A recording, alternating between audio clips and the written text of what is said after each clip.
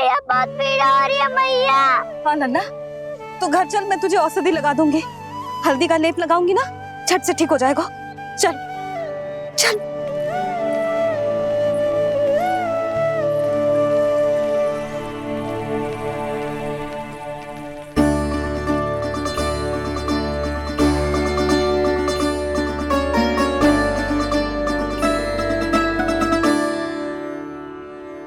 बस लल्ला बस, रो मत। चल चल चल, आजा। अभी औषधि लगाऊंगी ना, तेरी सारी पीड़ा लुप्त हो जाएगी।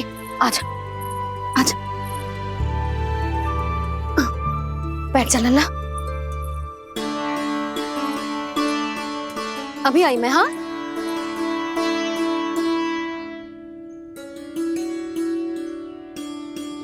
मैया। अरे तो अभी तक रो रो है? क्या कह रही थी सारी गोपियां? बता। के मेरा लल्ला श्री नारायण का अवतार है, दिव्य है, भगवान है। और जो भगवान इतनी छोटी सी चोट पे रोते हैं क्या?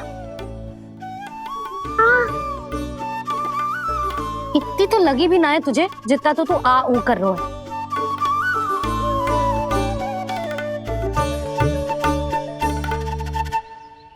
आओ ना करूंगो। आप ऐसे दुलार थोड़ी करोगी। ओहो, वृंदावन का गौपालक जे इतनी छोटी सी चोट पे रोता है ना? गोप बालकों का मुखिया इतनी छोटी सी चोट पे रोता है? मेरा लल्ला तो सबसे शक्तिशाली है। जे इतनी छोटी सी चोट तो क्या, बड़े बड़े राक्षसों से भी ना घबराता है। हाँ, एक बार में सबको समाप्त कर देता है कि ना? हाँ मैया, यदि कोई राक्षस वृंदावन की ओर तेरी दृष्टि करके आएगा तो सबसे पहले कान्हा को सुरक्षा में खड़ा पाएगा। फिर चाहे जो बाल बन के आए या बगुला बन के।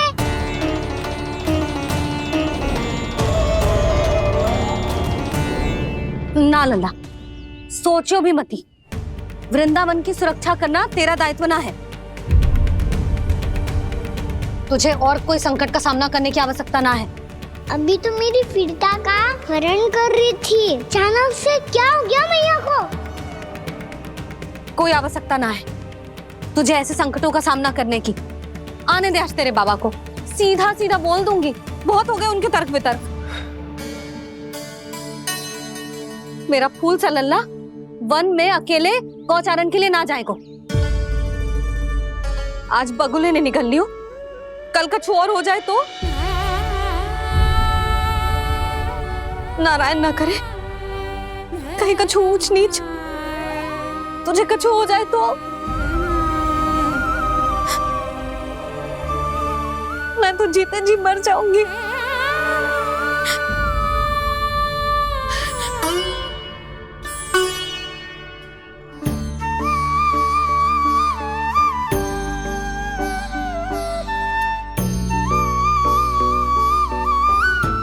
वीर लल्ला की वीर मैया इतनी सी बात तो रोती है क्या? क्या करूं कान्हा, तुझे ऐसे बार बार संकट के मुंह में जाते हुए ना देख सकती मैं। तो फिर मैया मैं वचन देता हूँ, आज के बाद मैं गौचारण के लिए तभी जाऊंगा जब आप आज्ञा दोगी। पक्का? छल ना करेगो ना मेरे साथ? मैंने कब छल करो मैया? अच्छा ठीक है, ना करूँ छल। यदि आपसे पूछे बिना बाहर निकलो तो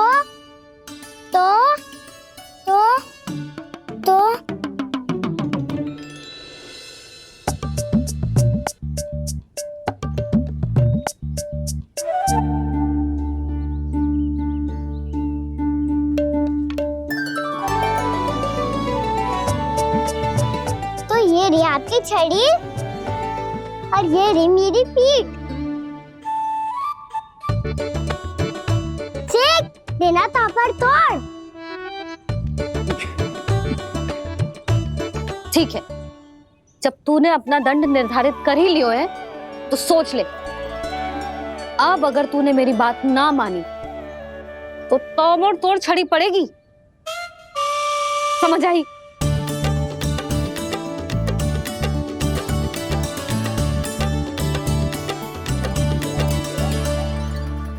अच्छा ही है कि कान्हा कुछ दिन घर ही रहे। आज वन में जो हुआ है अवश्य कंस ने ही करवाए हुए वो सब।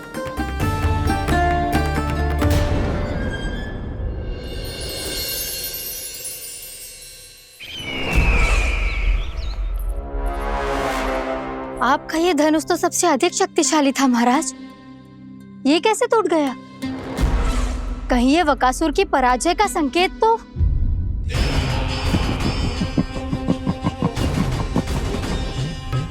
प्राप्ति, लगता है तुम्हें शुभ समाचार मिला नहीं। उस बकासुर ने उस विष्णु अवतार को जीवित ही निगल लिया है। अरे अब तक तो उस नन्हे से बालक को पचा भी चुका होगा वो। उसके तन में रक्त बनकर वो विष्णु अवतार और उसकी शक्तियां दौड़ रही होंगी। क्षमा कीजिए महाराज। क्षमा कीजिए, इस अशुभ से मुख से शुभ समाचार आने दो। माथे के बल को ढीला करो, चेहरे पर मुस्कान लाओ और कहो, महाराज, वृंदावन में मातम फैल चुका है। मैं ऐसा ही करता महाराज, यदि सूचना सत्य होती तो।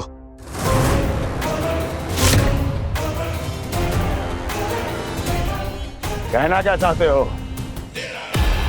एक क्षण में सूचना उगलो, अन्यथा मेरा योद्धा बकासुर विष्णु अवतार की तरह तुम्हें भी जीवित निगल जाएगा। आने दो। बकासुर मारा गया महाराज, बकासुर मारा गया महाराज, बकासुर मारा गया महाराज। बकासुर मर चुका है? असंभव। असंभव। बकासुर ने उस बालक को निगल तो लिया था, पर उसकी सुरक्षा करने के लिए सभी देवता वहां प्रकट हो गए, पर फिर भी कोई बकासुर का सामना नहीं कर पाया। और फिर क्या हुआ? वो बालक स्वयं ही बकासुर के उदर से बाहर आ गया और उसकी चोंच तोड़कर उसकी हत्या कर दी।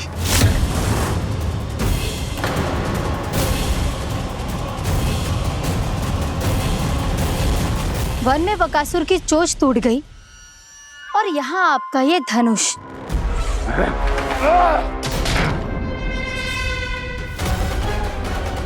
केवल नहीं टूटा तो आपका ये भ्रम महाराज। क्षमा कीजिएगा महाराज, आपका भ्रम टूटना आवश्यक है।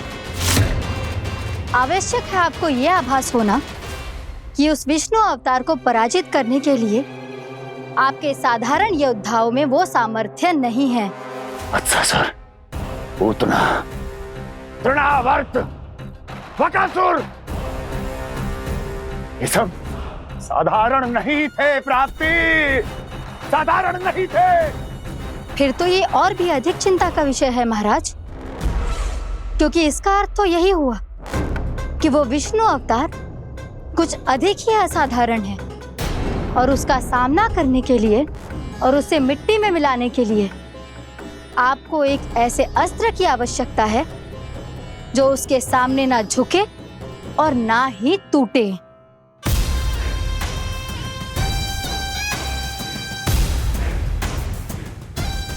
तो फिर मैं ऐसा ही असतर ढूंढूंगा, चाहे आकाश पाताल एक क्यों ना करना पड़े मुझे, 10 दिशाएं 14 भुवन क्यों ना नापने पड़े मुझे। मैं उस असतर को अवश्य ढूंढ निकालूंगा जो उस विष्णु अवतार के प्राणों की डोरी इस धनुष की तरह तोड़ सके।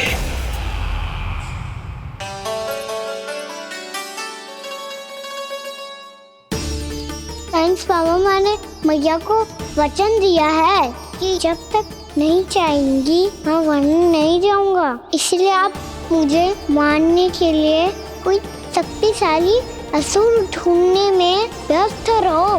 कुछ दिन तब तक मैं व्यस्त रहूंगा। अपनी मैया की सेवा करने में।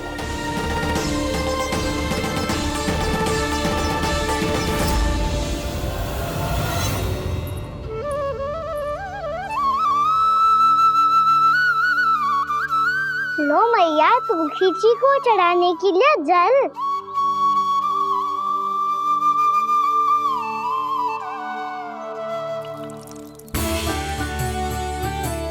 लो मैया, और आटा।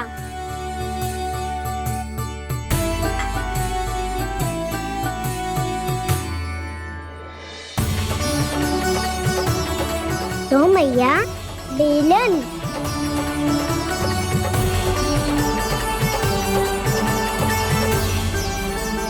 ले तनिक खा ले।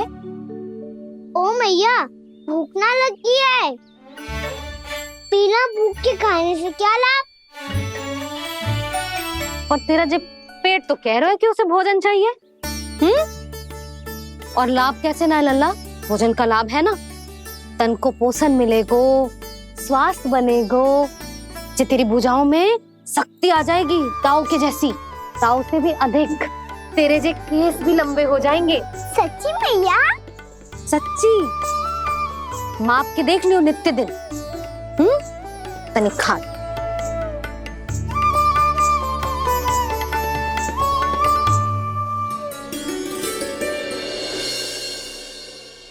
मान के मैया का कहना, छक के भोजन खाते हैं, नित्य मापते भुजा केश, पर ज्यों का त्यों ही पाते हैं।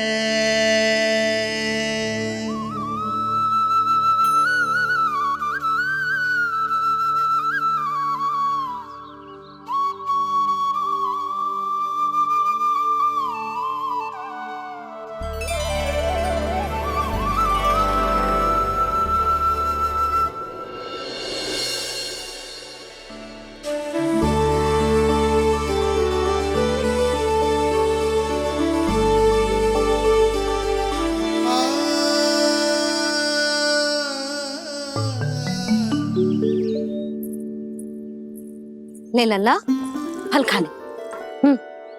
ना, मुझे ना खाने फल वल। क्यों? लंबे केस और शक्तिशाली भुजाएं ना चाहिए? व्यर्थ है ये सब।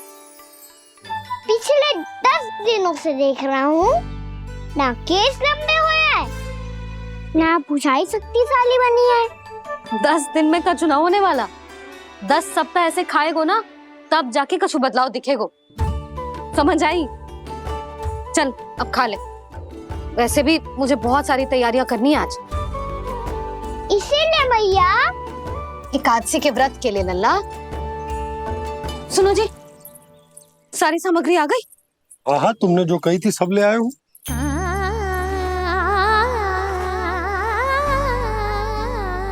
इसमें नारियल तो है ही ना, उसके बिना मैं एकादशी की पूजा कैसे करूंगी? यशोदा, मैंने भोला से कह दिया, वो लेकर आते ही होगा। घबराओ मत। कैसे ना घबराऊं जी, आपको पता है ना एकादशी का व्रत मेरे लिए कितना महत्वपूर्ण है। पतो है। अरे इसमें तो दिए भी ना है। दिए ना है? अब मैं अभी लेकर आता हूँ। आप रहने दो, मैं ही लेके आती हूँ। भक्त भोला राम के यहाँ से है। भक्त भोला राम? मेरा अर्थ है कुमार भोला यहाँ के यहाँ से। हाँ हाँ, वो ही।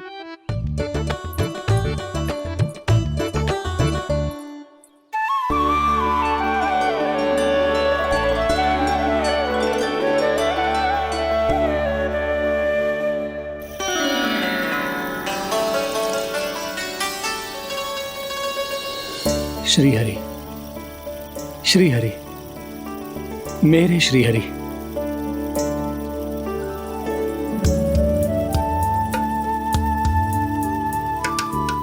मेरे श्री हरि।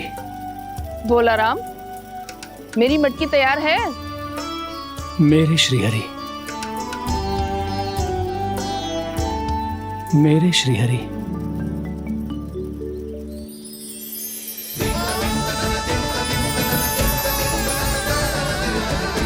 भोला राम,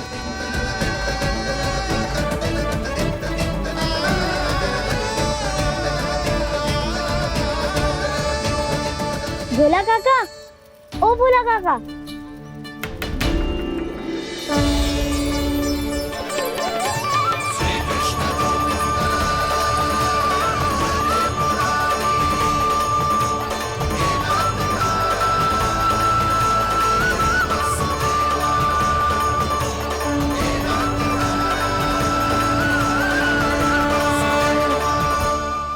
अरे श्री हरि प्रसन्न हो गए, मेरे श्री हरि आ गए, मेरे भगवान आ गए, मेरे श्री हरि आ गए, मेरे भगवान आ गए, मेरे श्री हरि आ गए, मेरे भगवान आ गए, मेरे श्री हरि आ गए, मेरे भगवान आ गए, मेरे भगवान आ गए, मेरे घर मेरे भगवान आ गए।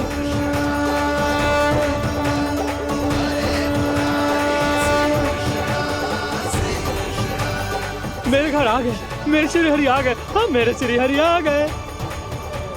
ये तो बावले थे ही, अब बालकन को भी साथ में मिला लिए। उज्जवल क्या कर रहा है? अरे ठहर जा भोला।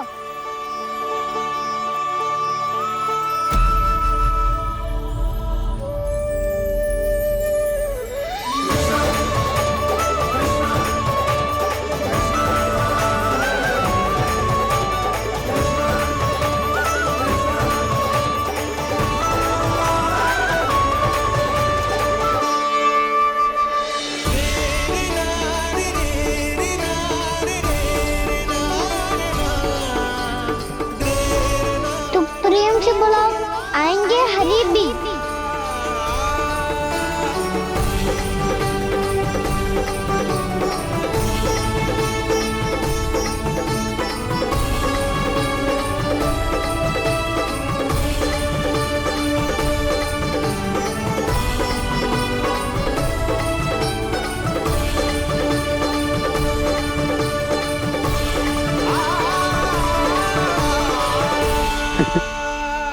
क्या वो गाना?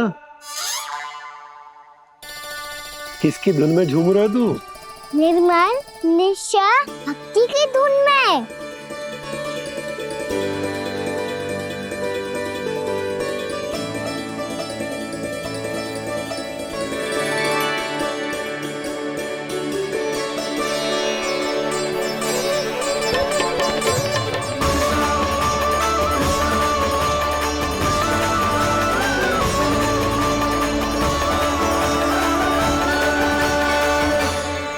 अरे क्या हो गया इन्हें?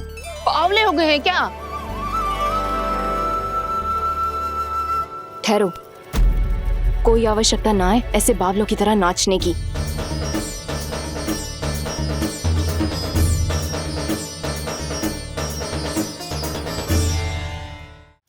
जे बावले ना है मौसी, भक्ति में रम गए हैं। बस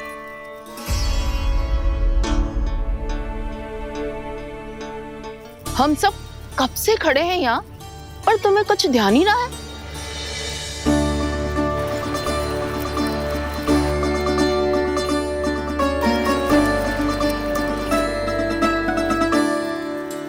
नाच गाने में ऐसे मगन हुए कि हमें देखा भी ना। मुझे नाचते हुए देख मेरे श्री हरि को इतना आनंद आ रहा था कि मैं अपने आप को रोक नहीं सका।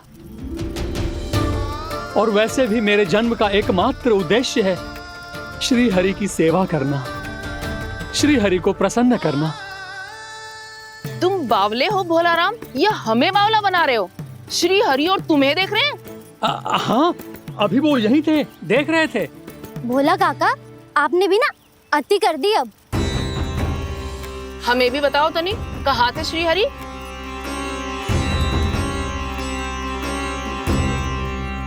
ना जाने अपना उपहास करवाने में क्या आनंद आता है इन्हें। देखो, अब तुम सच मानो या झूठ, लेकिन हमरे श्री हरि यहीं थे, इसी चाक पर अभी। हाँ, लो सुन लो इस मूर्ख की बात। श्री हरि को और कोई स्थान ना मिलो जो इसके मिट्टी के चाक पे आकर बैठेंगे। श्री हरि को और कोई स्थान ना मिलो जो इसके मिट्टी के चाक पे आकर बैठेंगे। श्री हरि को और कोई स्थान ना मिलो जो इसकी मिट्टी के चाक पे आकर बैठे। जैसी मैया भैंसुरी लल्ला, दोनों का कुछ पता ही ना चलतो, कब किस बात पर प्रसन्न हो जाए और किस बात पर रुष्ट। अरे मैं भला असत्य क्यों बोलूंगा?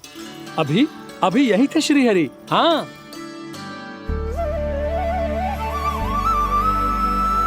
हाँ, जैसे श्री हरि को तो कोई कार्य है ही ना, वो तो आतुर होके बैठे रहते हैं कब तुम हरि हरि बुलाओ और वो दौड़े चले आए। भगवान तो भक्तों के पास आने के लिए सदैव आतुर रहते हैं, बल्कि सत्य तो यह है कि भक्तों के मन में ही निवास करते हैं भगवान। भगवान तो भक्त के पास आने के लिए सदैव ही आतुर रहते हैं शंकरी मौसी। बल्कि सच्ची बात तो ये है कि भगवान हमारे मन में ही निवास करते हैं। कम से कम तू तो इसे बढ़ावा मत दे जशोदा। जब देखो जब हरि नाम की रट लगाए रहते है। हरि बोलते बोलते ऐसो बावलो होता है कि सारा कार्य भूल जाता है। 2 दिन से अपनी मटकी के लिए चक्कर काट रही हूँ। अभी तो एक चक्कर और लगाना होगा आपको।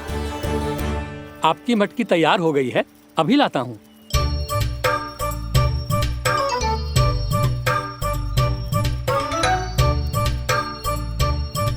लो जी मटकी।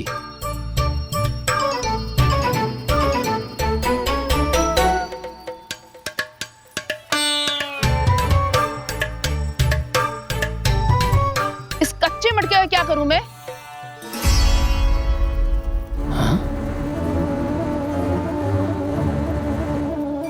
पर इसे तो मैंने भट्टी में पकाया था।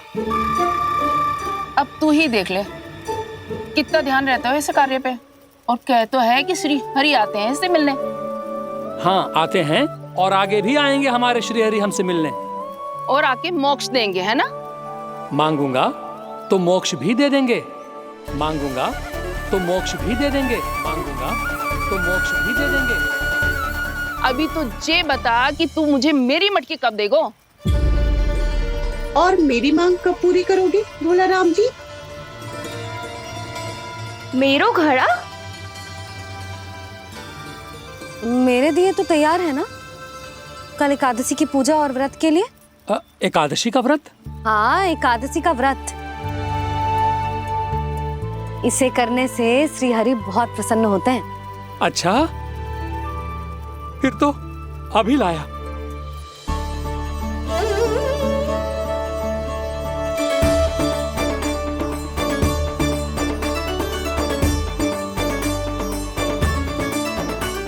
लो जी आपके दिए।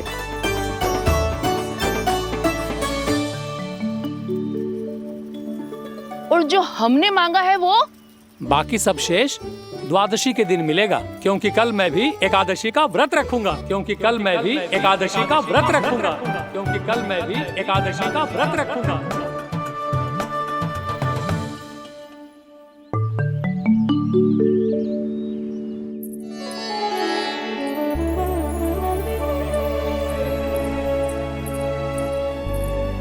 जानकी, फूलों का प्रबंध हुआ कि ना? हाँ भाभी, जे रे। सदैव विलंब कराती है। पर भाभी इस बार तो फूल समय से ही लाई थी। क्या हुआ जशोदा? अभी तो पूजा की तैयारी ना हुई? देखो ना मौसी, ये जानकी ना कुछ छूट ही जाता है इसके कारण। एकादशी की पूजा और व्रत आते ही जसोदा भाभी इतनी वग्र हो जाती है। ऐसो क्या होगा इस पूजा में?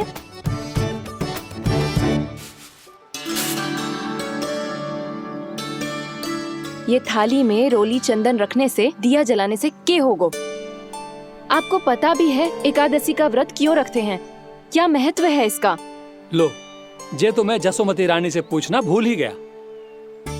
पर हाँ भगवान, मेरे लिए इतना ही पर्याप्त है कि इस व्रत को रखने से मेरे श्रीहरि हमसे प्रसन्न हो जाएंगे।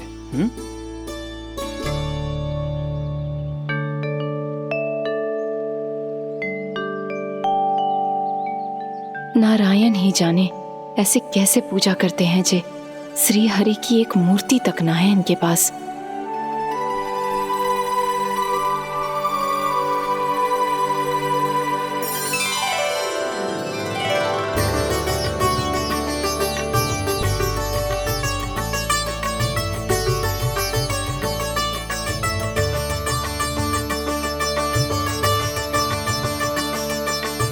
प्रभु, न तो मेरे पास मूर्ति है और ना तो इस व्रत के विधि विधान के बारे में मुझे जानकारी है और ना ही मुझे इसके महत्व के बारे में जानकारी है, पर फिर भी मैं करना चाहता हूं।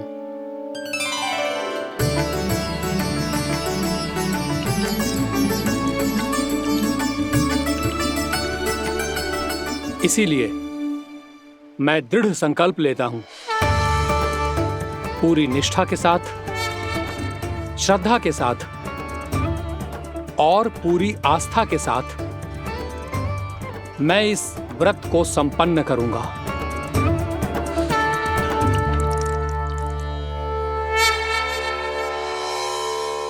हम संकल्प लेते हैं कि एकादशी के व्रत को पूरी निष्ठा के साथ संपन्न करेंगे।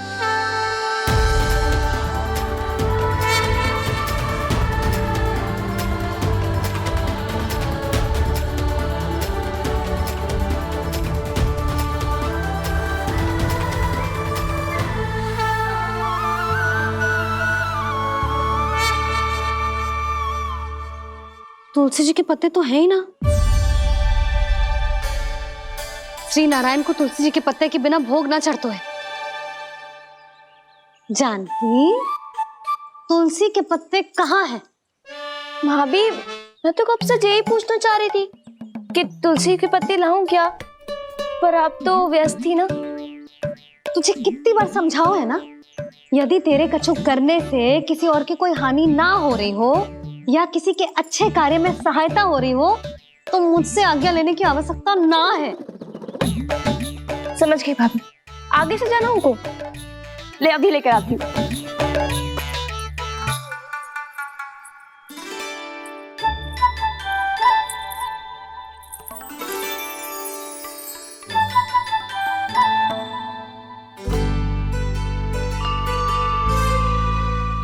ताऊ, आपने पहले ये व्रत करो है? आपको इसका महत्व पता है? भाभी चलो। जानकी, तुमने ये व्रत करो है? फिर तुमको इसका महत्व पता है? सुमति जी, आपको पता है इसका महत्व? कान्हा, क्यों तंग कर रहे हो सबको? मैया, सबने करो ये व्रत, मुझे भी करना है।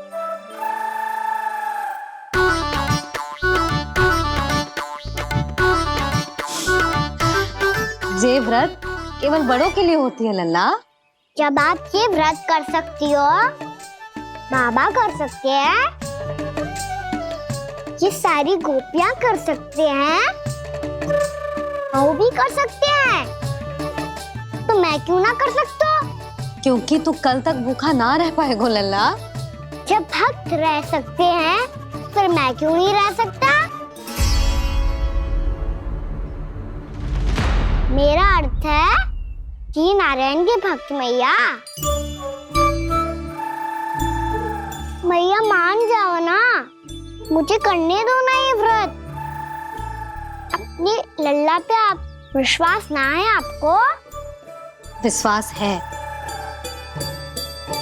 अच्छा ठीक है, तू भी कर ले।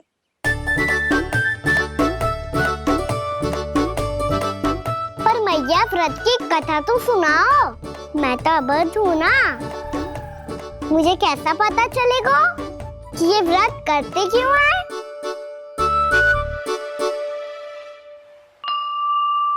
प्रभु, मुझ अबोध को कैसे पता चलेगा कि इस व्रत का क्या विधि विधान होता है और क्यों रखा जाता है और इसका महत्व क्या होता है? मुझे तो आप ही बता सकते हैं प्रभु। जब व्रत कर रहे हैं तब उसका महत्व भी पता होना चाहिए ना। बताओ ना मैया, क्यों रखते एकादशी का व्रत? इसके लिए तो तुझे एकादशी की कथा सुननी होगी। सुनेगो ना?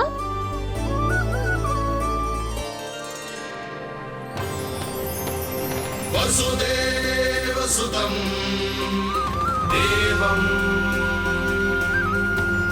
कंस चाणूरमर्दनम् श्रीहरि, यशोदा परमानन्दं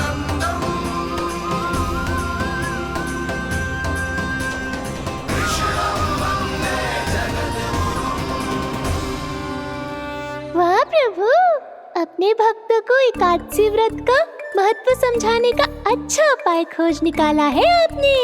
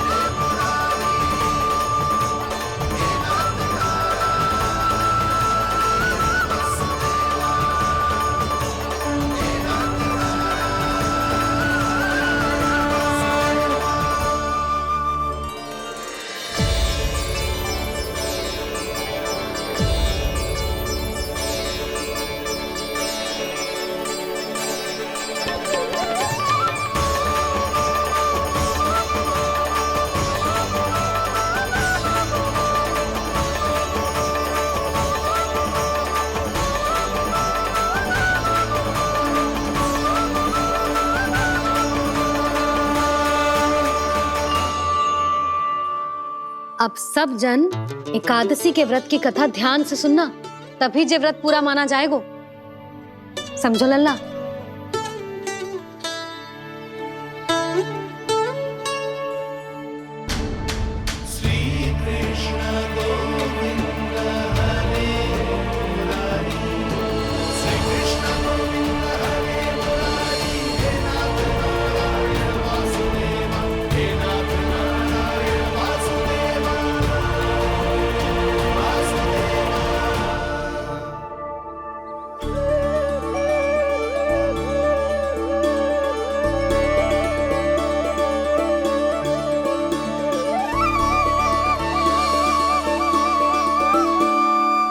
सतयुग में चंद्रावती नाम के नगर में मूरा नाम का एक असुर राज्य करता था। ओम ब्रह्मदेवाय नमः। ओम ब्रह्मदेवाय नमः। ओम ब्रह्मदेवाय नमः। ओम ब्रह्मदेवाय नमः।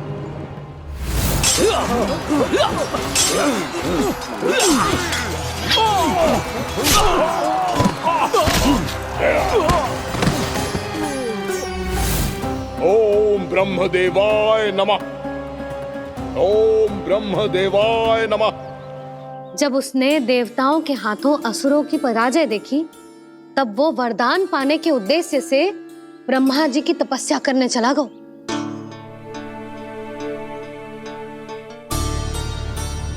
शीघ्र ही मूरा की तपस्या सफल हो गई और ब्रह्मदेव जी उससे प्रसन्न हो गए। ओम ब्रह्मदेवाय नमः। ओम ब्रह्मदेवाय नमः। ओम ब्रह्मदेवाय नमः। ओम ब्रह्मदेवाय नमः। ओम ब्रह्मदेवाय नमः। ओम ब्रह्मदेवाय नमः। ओम ब्रह्मदेवाय नमः। ओम ब्रह्मदेवाय नमः। ओम ब्रह्मदेवाय नमः। मूरा, प्रणाम ब्रह्मदेव। तुम्हारी तपस्या सफल हुई। बोलो, तुम्हें क्या वर चाहिए? सृष्टि के रचयिता ब्रह्मदेव, कृपया मुझे ऐसा वरदान दीजिए जिसकी सहायता से मैं त्रिलोकी विजयी बन जाऊं और कोई देवता मुझे पराजित ना कर सके। यहां तक कि देवताओं के रक्षक, सृष्टि के संचालक भगवान श्री विष्णु के लिए भी मैं अपराजय रहूं। तथास्तु, तथास्तु, तथास्तु। प्रणाम ब्रह्मदेव।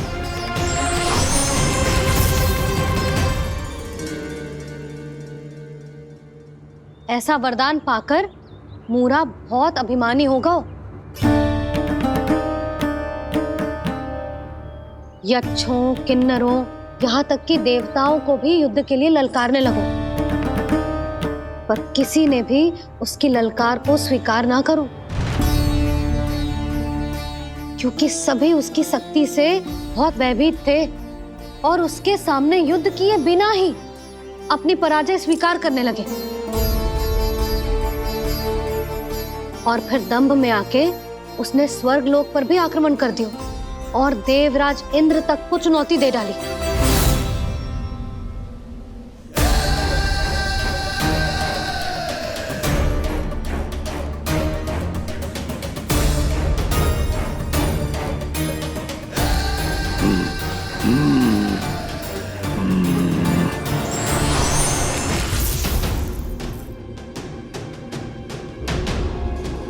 मैं प्रतीक्षा कर रहा हूं देवराज, क्या उत्तर है तुम्हारा? मुझसे युद्ध करोगे या फिर बिना लड़े ही पराजय स्वीकार कर मेरे अधीन हो जाओगे और सौंप दोगे मुझे अपना ये स्वर्गलोक?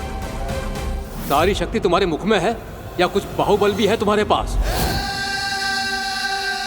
मैं तुम्हारी चुनौती स्वीकार करता हूं मूरा, मैं तुम्हारी चुनौती स्वीकार करता हूं मूरा।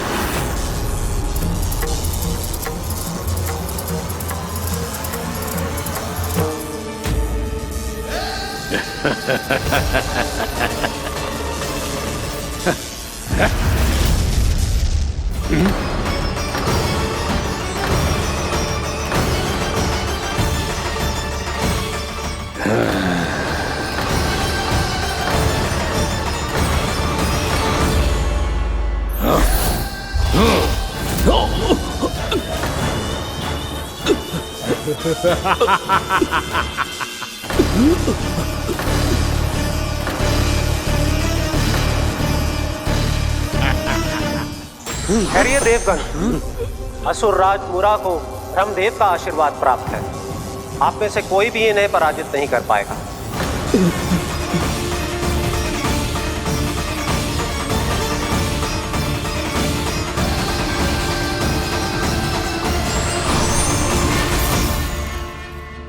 एक अवसर और देता हूं देवराज, युद्ध या अधीनता, क्या उत्तर है तुम्हारा देवराज?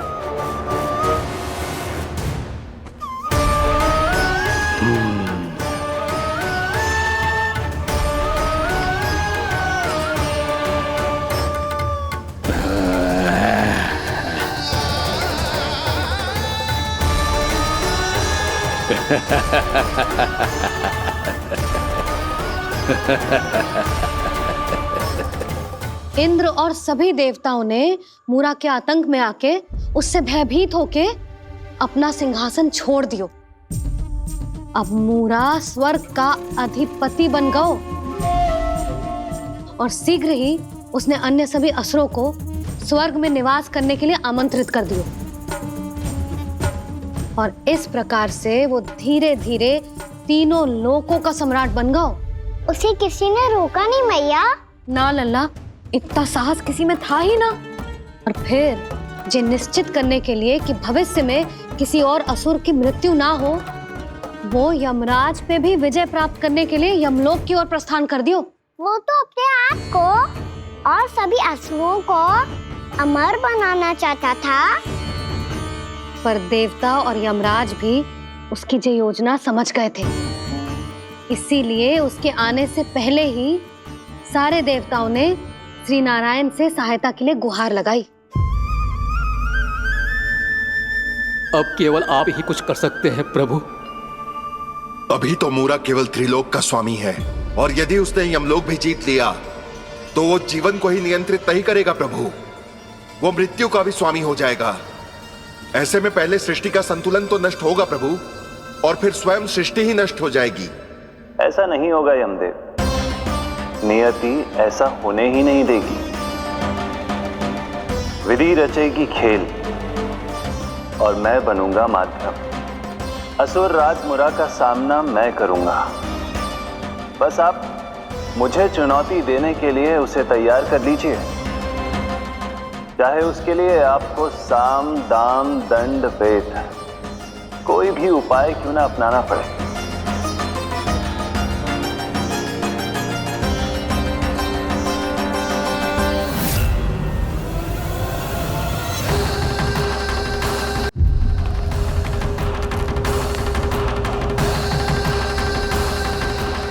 आप तो मेरी प्रतीक्षा में पहले से ही खड़े हैं यमदेव। तब तो आपने मेरी चुनौती के बारे में भी सुना ही होगा। कहिए, क्या उत्तर है आपका? मेरा स्वागत करके अपना राज्य त्यागेंगे या मेरा सामना करके अपने प्राण? हे असुर श्रेष्ठ, मैं आपकी अधीनता स्वीकार करने के लिए तैयार हूं। बस एक विनती है मेरी। शर्त को विनती का नाम देकर बहलाना चाहते हो मुझे यमराज? असुर राज मूरा के सामने शर्त रख पाओ, इतना सामर्थ्य नहीं है तुम में। इसका आभास है मुझे असुरराज, पर मैं आपकी अधीनता स्वीकार करूं इससे पहले आपको स्वामी धर्म का पालन करना होगा।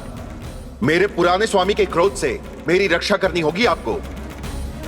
कौन है तुम्हारा पुराना स्वामी? भगवान श्री नारायण। और छोटी माँ, मूरासुर को तो श्री नारायण से भी रक्षा का वरदान प्राप्त था ना? यही तो श्री नारायण की लीला थी बलराम। पर वो राक्षस अपने दम में जे समझ ही ना पाओ कि वो क्या भूल करने जा रहे हैं, और पहुंच गो भगवान श्री नारायण को चुनौती देने के लिए।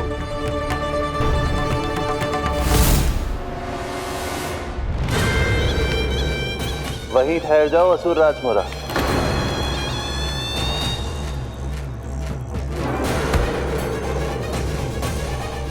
यहाँ क्यों आए? आपको पराजित करने और ये वैकुंठ जीतने, ताकि मैं यमलोक का स्वामी बन सकूं। फिर आओ, युद्ध भूमि में मेरा सामना करो।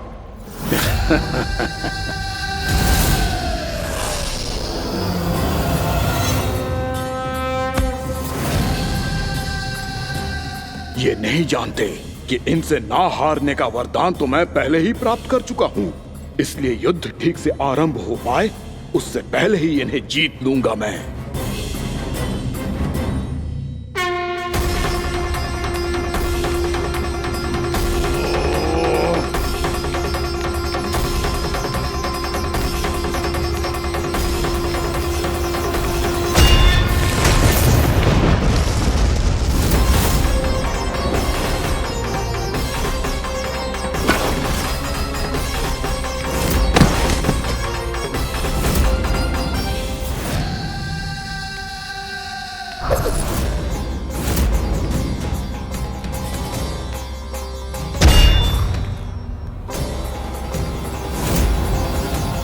और इस प्रकार जे युद्ध वर्षों वर्षों तक चलता रहो।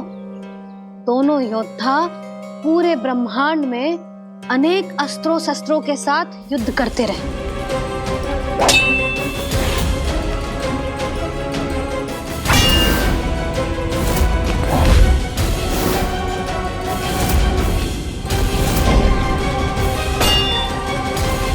फिर क्या हुआ मैया?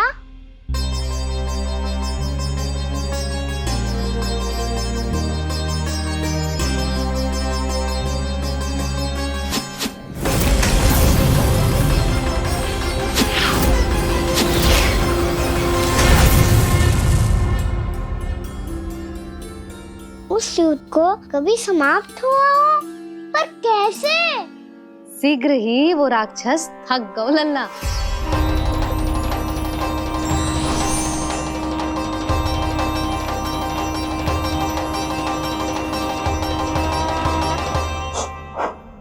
खड़े खड़े देख क्या रहे हैं नारायण? आक्रमण कीजिए, वध कर दीजिए मेरा।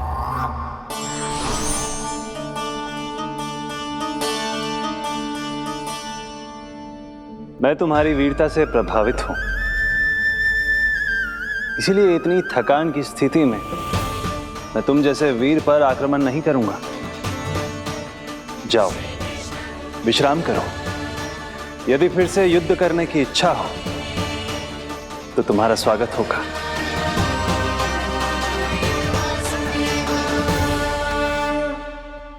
जे कह के श्री नारायण बद्रिका आश्रम चले गए और वहां हिमवत नाम की एक कंदरा में ध्यान लगा के बैठ गए। उधर वो राक्षस विश्राम करने लगो। अनेकों दिन बीत गए और अब वो राक्षस मूरा फिर से स्वस्थ होके बलवान हो गया था। उसने अपनी सारी शक्ति फिर से प्राप्त कर ली थी। श्री नारायण ने उस पर दया करी थी, पर वो फिर से श्री नारायण को छलने को तैयार होगा।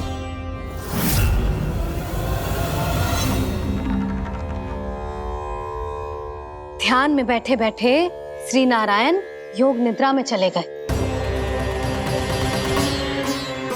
पर दुष्ट मूरा इसी अवसर का लाभ उठा के उनकी कंदरा में घुस आयो, ताकि वो सोते हुए श्री नारायण पे आक्रमण कर सके।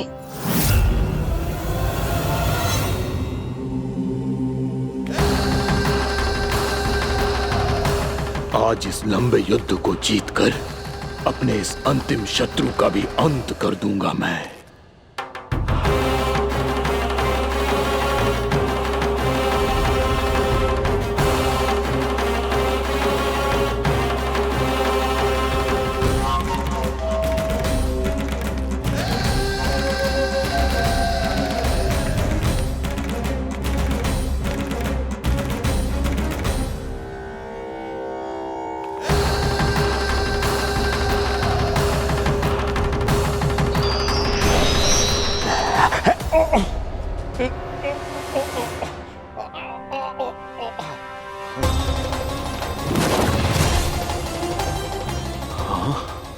दुष्ट राक्षस, प्रभु ने तुझ पर दया की, तुझे संभलने का अवसर दिया। तू इन्हीं पर ही छल से वार करने चला है।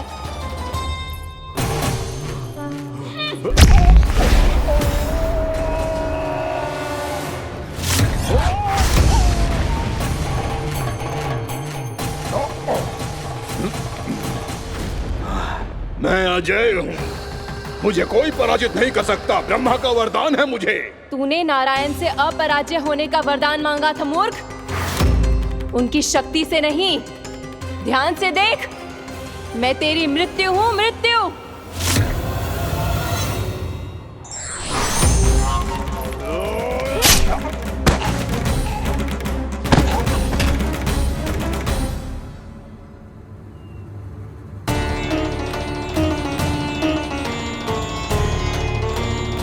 वो देवी कौन सी छोटी माँ? और कौन बलराम, वो ही तो थी देवी एकादशी।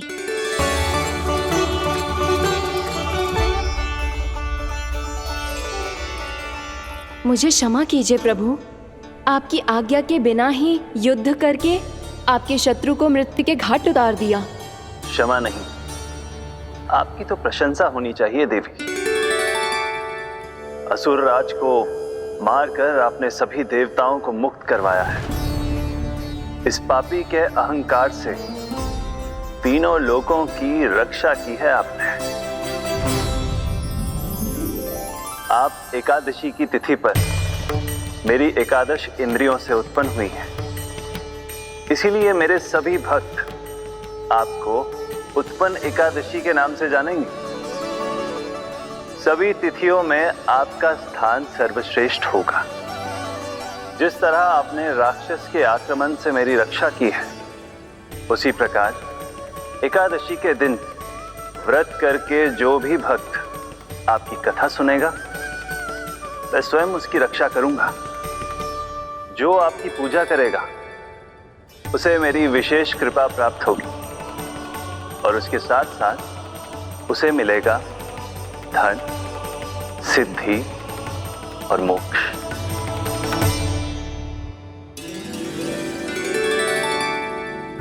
इसीलिए आज के दिन व्रत रखने का बहुत अधिक महत्व होता है। बोलो एकादशी मैया की जय। बोलो श्री नारायण भगवान की जय।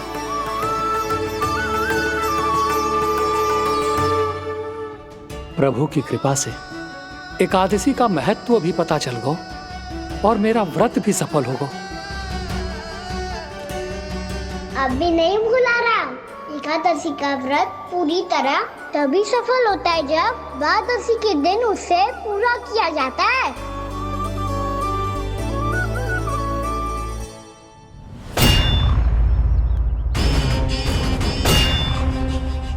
आवश्यक है आपको यह आभास होना कि उस विष्णु अवतार को पराजित करने के लिए आपके साधारण योद्धाओं में वो सामर्थ्य नहीं है। वो विष्णु अवतार कुछ अधिक ही असाधारण है।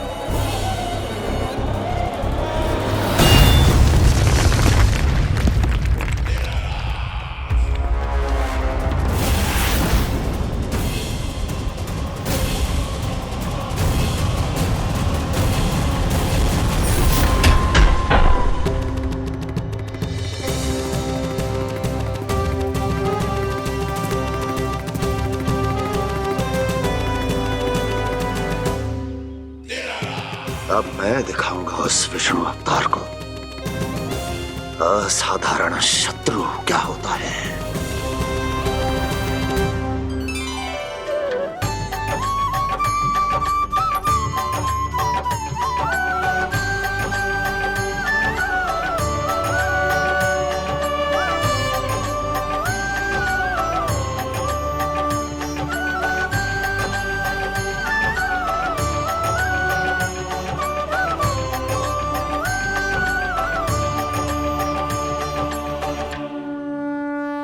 मामा अधीर हो रहे हैं, पर मैया ने मुझे अभी तक बाहर जाने की आज्ञा नहीं दी है। अभी उन्हें किसी और राक्षस को यहाँ भेजने से रोकने के लिए मुझे ही कुछ करना होगा।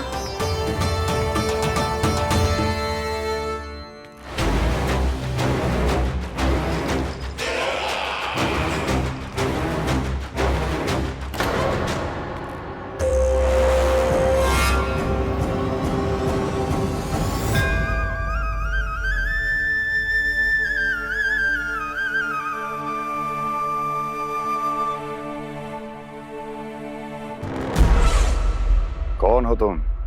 बचपन से ही मुझे मारने का सपना देख रहे हैं, फिर मुझे ही नहीं पहचानते।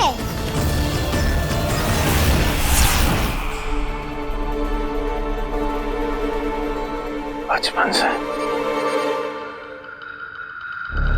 विष्णु अवतार। कोई कान्हा बुलाता है तो कोई मुरलीधर पुकारता है, कोई माखन चोर कहता है, कोई कहता है चिच्चोर। पर विष्णु अवतार इस नाम से तो बस आप ही मुझे बुलाते हो मामा जी। इतना साहस, ये तो यहाँ आ गया है।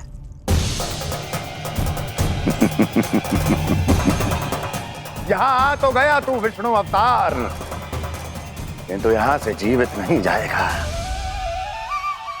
तेरे इस शीश को तेरे धड़ से अलग कर दूंगा मैं।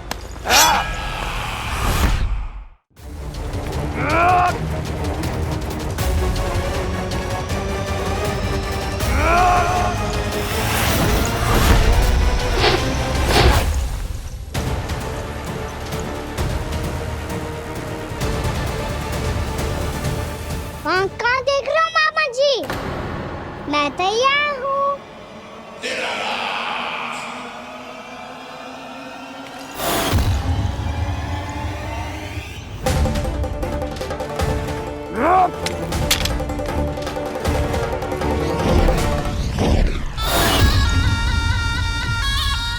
मामा जी, आप सदैव इसी तरह क्रोध में रहते हो क्या?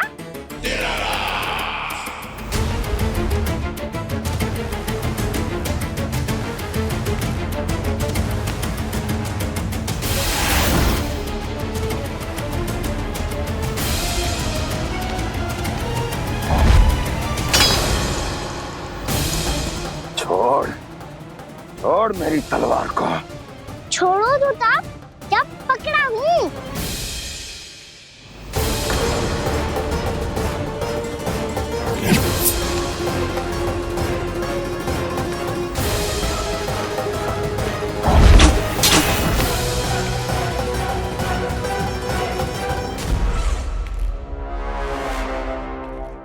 मामा जी,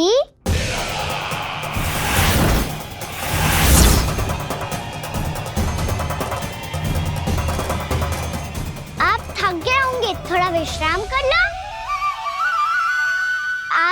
पता नहीं, मैं अवश्य से थक गया हूँ।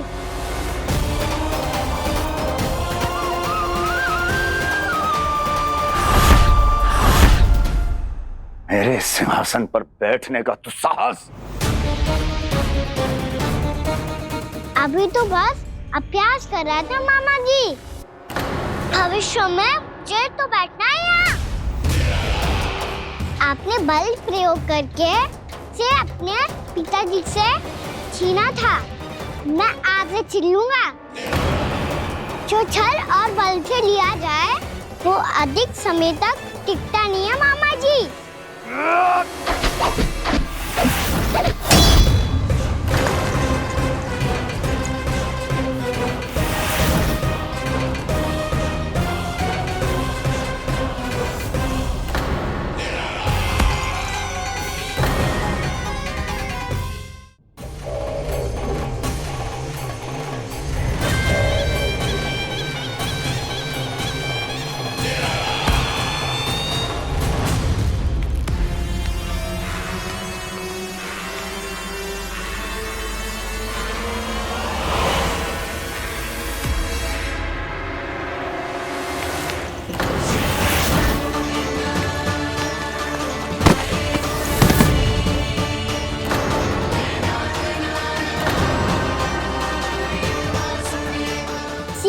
आपको ये सिंहासन छोड़ना होगा।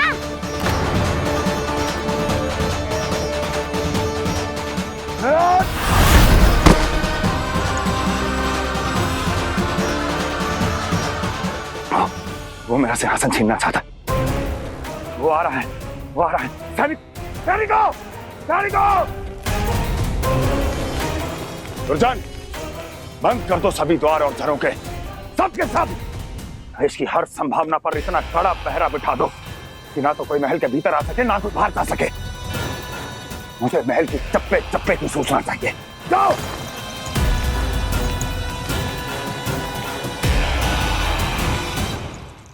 सिंहासन।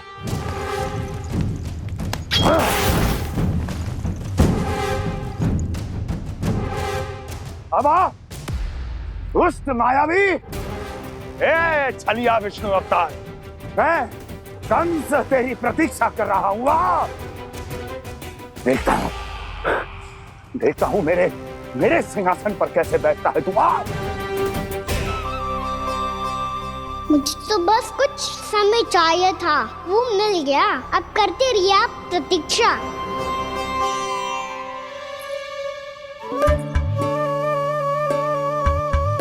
जी अपने आप से बातें क्यों कर रहे हो जी?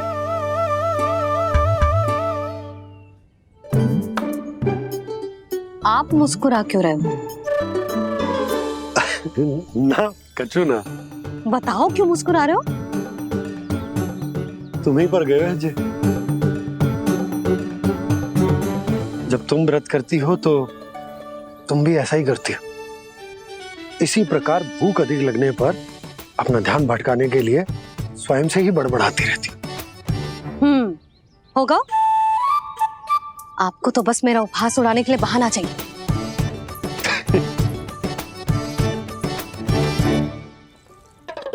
लल्ला, भूख लगी है? ना मैया, व्रत करे तो भूख कैसे लगेगी?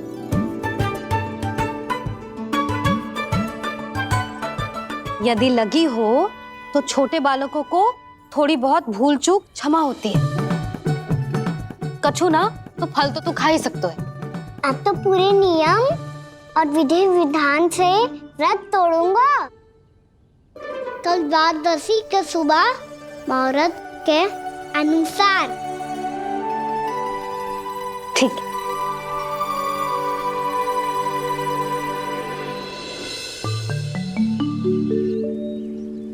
लल्ला, एकादशी समाप्त हो गई है, द्वादशी लग गई है। अब तू व्रत तोड़ सकते है। भोजन कर ले। ले।